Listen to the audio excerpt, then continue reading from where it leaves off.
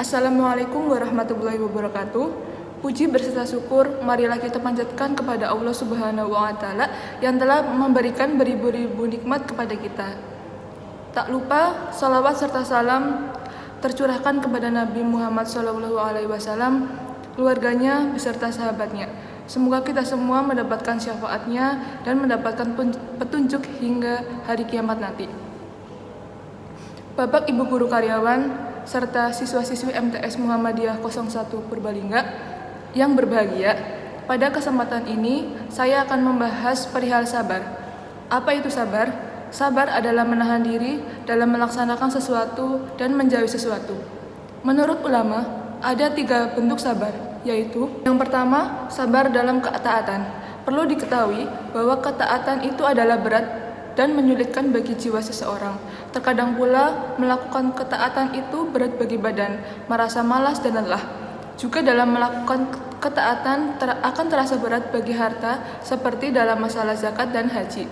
Intinya, namanya ketaatan itu terdapat rasa berat dalam jiwa dan badan, sehingga butuh adanya kesabaran dan dipaksakan.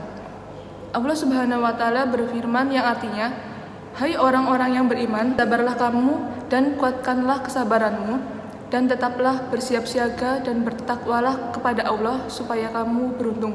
Quran Surat Ali Imran ayat 200. Dalam ayat ini, Allah Ta'ala memerintahkan orang-orang mukmin sesuai dengan konsekuensi dan besarnya keimanan dengan 4 hal, yaitu menahan diri dari maksiat, menahan diri dalam melakukan ketaatan, banyak melakukan kebaikan dan mengikutkannya lagi dengan kebaikan, serta takwa, yakni mencakup semua hal tadi. Yang kedua, sabar dalam menjauhi kemaksiatan.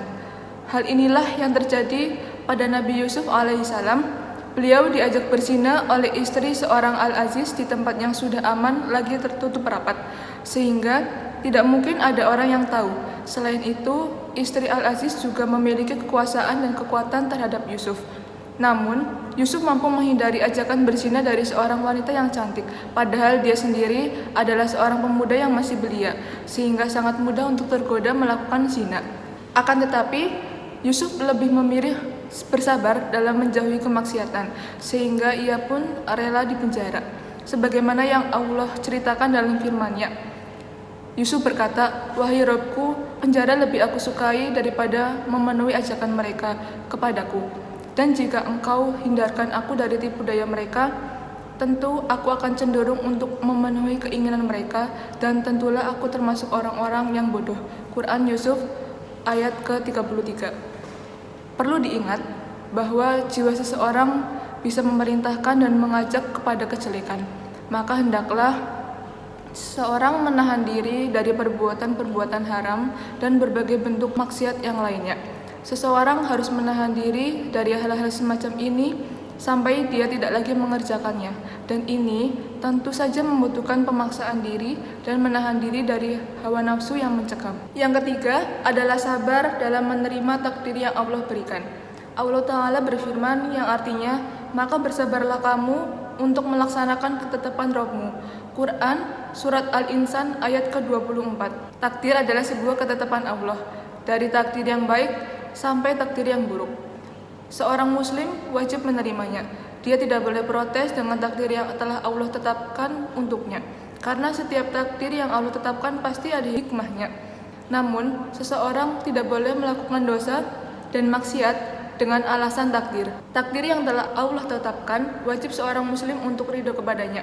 Akan tetapi, perbuatan buruk yang dilakukan semisal dosa dan maksiat kita dilarang ridho. Patut dibedakan dalam 2 hal ini. Ketika seorang muslim tertimpa takdir yang buruk semisal musibah atau kematian, ingatlah bahwa Rasul memiliki cobaan yang jauh lebih berat dibanding kita semua. Oleh karena itu, Allah perintahkan kita untuk meniru para Rasul dalam hal bersabar. Allah Ta'ala berfirman yang artinya, "Maka bersabarlah engkau Muhammad, sebagaimana kesabaran para Rasul yang memiliki keteguhan hati, dan janganlah engkau meminta agar azab disegerakan untuk mereka." Quran Surat Al-Ahqaf ayat ke-35. Demikianlah 3 macam kesabaran yang disebutkan dalam Al-Quran. Semuanya memiliki tingkatan keutamaan yang berbeda tergantung masing-masing orang. Ada yang lebih utama bersabar dalam menjauhi maksiat dikarenakan lebih sulit baginya dibandingkan untuk melakukan ketaatan. Ada pula lebih utama bersabar dalam takdir Allah dikarenakan lebih sulit baginya untuk menjauhi maksiat. Semoga apa yang saya sampaikan pada kesempatan kali ini dapat bermanfaat dan semoga kita termasuk menjadi hambanya yang bertakwa kepada Allah Subhanahu wa Ta'ala. Amin. Amin ya Rabbal Alamin. Sekian dari saya. Akhirul kalam, subhanakallahumma wa bihamdika, asyhadu alla ilaha illa anta, astaghfiruka wa atubu ilaih. Wassalamualaikum warahmatullahi wabarakatuh.